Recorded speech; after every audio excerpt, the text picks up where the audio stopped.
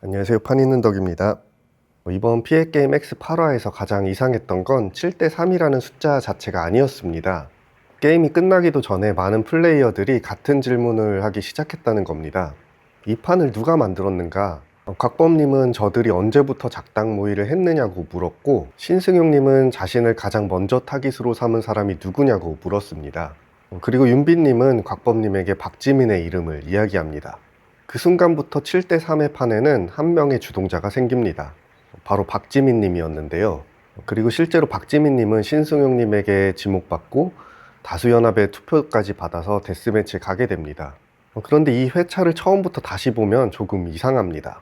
박지민 님이 모두를 불러 모아 7인 연합을 선언한 장면은 없습니다. 나머지 6명에게 명령을 내린 것도 아니고 연합의 보상과 위험을 나누는 그런 규칙을 만든 것도 아닙니다. 그렇다고 신승용님을 타겟으로 삼자라고 공표한 것도 아니었습니다.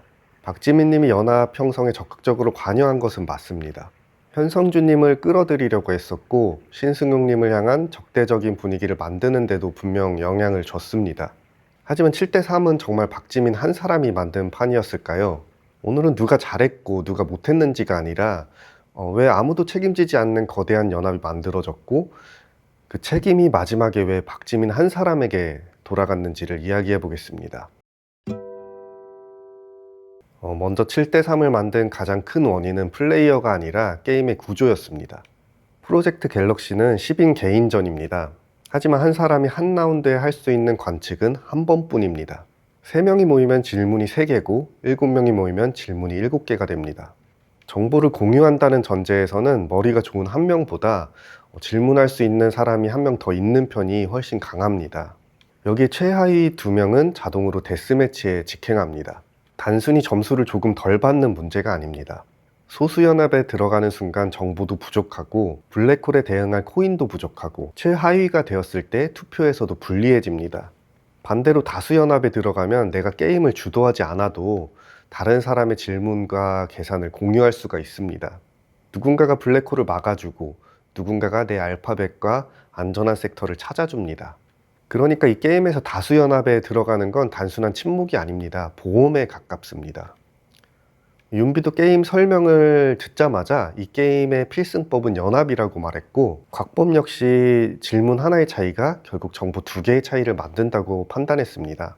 제작진은 개인전이라고 선언했지만 플레이어에게 주어진 선택은 사실상 이랬습니다. 위험을 감수하고 소수로 싸울 것인가, 아니면 다수에 들어가 안전을 공유할 것인가.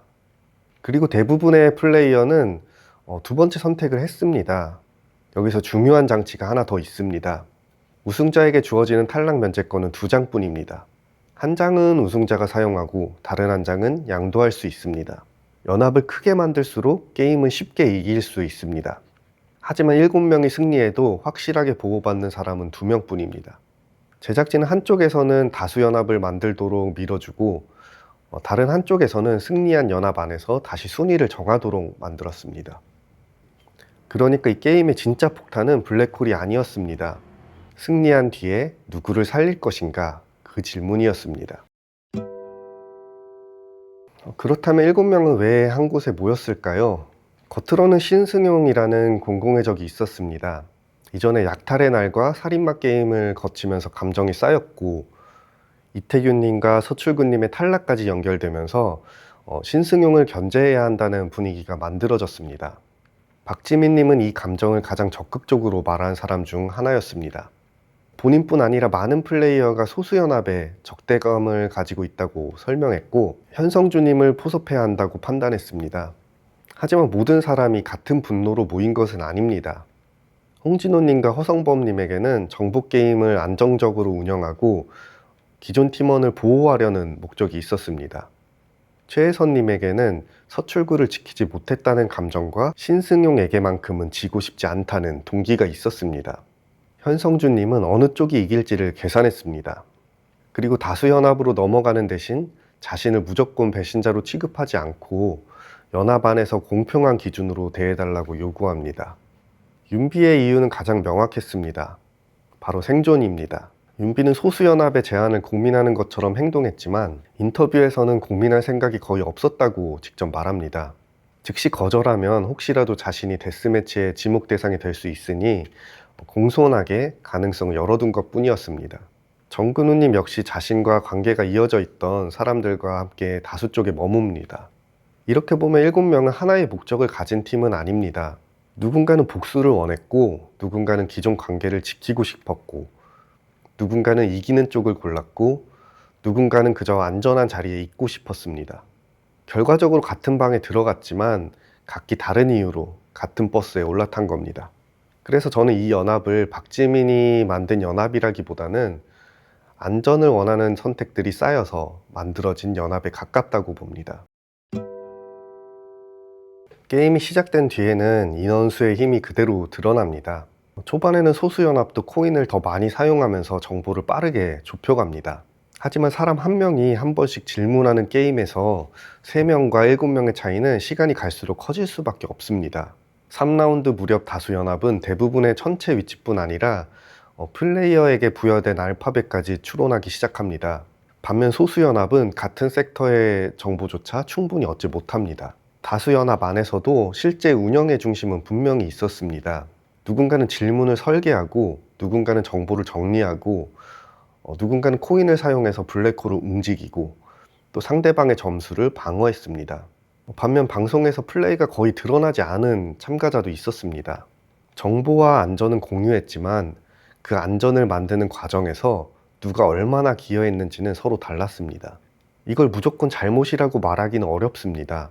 서바이벌에서 강한 쪽에 붙는 것도 전략입니다. 버스를 발견하는 능력도 생존 능력이라고 말할 수 있습니다. 다만 개인에게 합리적인 선택이 방송 전체를 재미있게 만드는 선택과 항상 일치하진 않습니다. 다수에겐 안전한 게임이었지만 시청자에게는 결과가 일찍 보이는 그런 게임이 됐습니다. 실제로 후반 라운드로 갈수록 전체를 추론하는 본 게임보다 누가 데스매치에 가야 하느냐는 대화가 더 중요하게 편집됩니다. 10라운드의 게임 과정은 사실상 통편집되고 제작진은 점수 경쟁 대신 사람들의 감정과 책임 공방을 보여줍니다. 강지훈님의 표현이 이 변화를 가장 정확하게 설명합니다. 5라운드의 갤럭시 게임은 종료됐고 주동자를 찾는 마피아 게임이 시작됐다라고 이야기합니다. 이 시점부터 소수연합의 목표가 1등에서 다른 곳으로 이동한 것은 분명합니다. 누가 이 판을 만들었고 누가 책임을 져야 하는지, 게임의 승부가 끝났다고 생각되자 책임자를 찾는 새로운 게임이 시작된 겁니다. 곽범님은 다수연합을 향해서 저들은 언제부터 작당 모의를 했는가 라고 말합니다. 신승용님은 자신을 가장 먼저 타깃으로 삼은 사람이 누구인지를 묻습니다. 그들에게는 자신들이 불리했던 이유를 설명해 줄 사람이 필요했습니다. 단순히 7명이 안전한 쪽을 선택해서 졌다고 생각하면 복수할 대상이 없습니다. 하지만 누군가가 사람들을 움직여서 자신을 죽이려고 했다고 생각하면 이야기는 단순해집니다.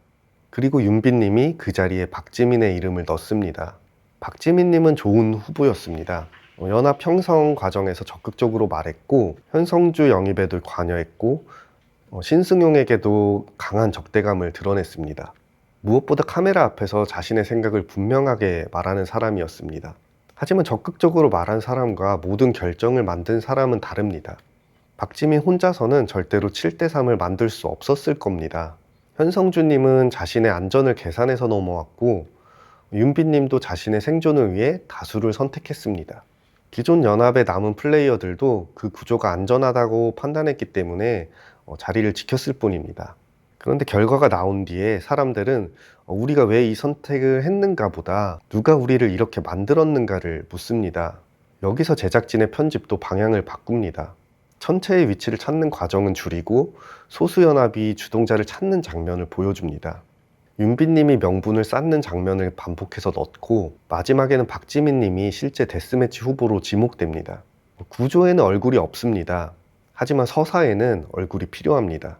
7명이 각자 안전한 선택을 했다는 설명보다 박지민이 만든 판에서 박지민이 책임을 지게 됐다는 이야기가 훨씬 강합니다. 제작진은 구조적으로 만들어진 7대3의 결과를 박지민이라는 한 사람의 이야기로 압축했습니다. 그래서 방송을 다 보고 나면 박지민님이 모든 것을 설계한 것처럼 느껴집니다. 실제로 모든 것을 설계해서가 아니라 가장 선명하게 책임질 수 있는 얼굴이었기 때문입니다. 여기서 저는 이 다수연합의 가장 큰 약점이 드러났다고 생각합니다. 이들은 게임을 이기기 위한 운영체제는 만들었습니다. 질문을 나누고 정보를 공유하고 블랙홀을 통제했습니다. 하지만 승리한 다음 무엇을 할지에 대한 체계는 만들지 않았습니다. 누가 1등을 할 것인가? 탈락 면제권은 누구에게 줄 것인가? 상대에게 지목된 사람이 생기면 누구를 지킬 것인가? 기여도가 높은 사람을 보호할 것인지, 배신 위험이 큰 사람을 보호할 것인지, 전날 희생한 사람을 보호할 것인지, 이런 기준이 합의되지 않았습니다. 현성준 님이 연합에 들어오면서 공평한 기준을 요구했던 이야기도 이것입니다. 7명이 함께 이겨도 2명만 확실히 면제된다는 사실을 알고 있기 때문입니다. 그리고 실제 결과에서 허성범 님이 우승하자 면제권은 홍진호 님에게 돌아갔습니다. 허성범은 오늘 게임에서 가장 큰 역할을 해준 사람에게 주었다고 설명했습니다. 그 선택 자체는 충분히 합리적입니다. 하지만 그 순간 다수연합 안에 보이지 않던 순위가 공개되는 겁니다. 박지민 님도 아니고 현성준 님도 아니었습니다. 게임은 함께 이긴 7명이라고 했지만 위험이 닥쳤을 때 보호받는 기준은 같지 않습니다. 좋은 연합은 사람을 많이 모으는 것으로 끝나지 않습니다. 누가 어떤 역할을 하고 성공했을 때 보상을 어떻게 나누며 실패했을 때의 위험을 어떻게 감당할 것인지까지 정해야 합니다. 이 연합에는 숫자는 있었지만 그 규칙은 없었습니다. 그러자 마지막 투표에서 사람들은 각자 다른 기준을 꺼냅니다.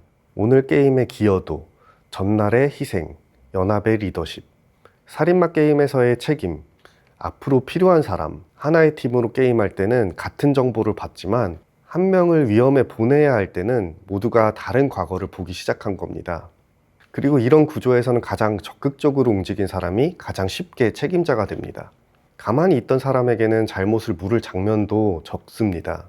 앞에 나서서 사람을 모으고 방향을 말한 사람에게는 공로도 쌓이지만 실패했을 때 돌려줄 책임도 함께 쌓입니다.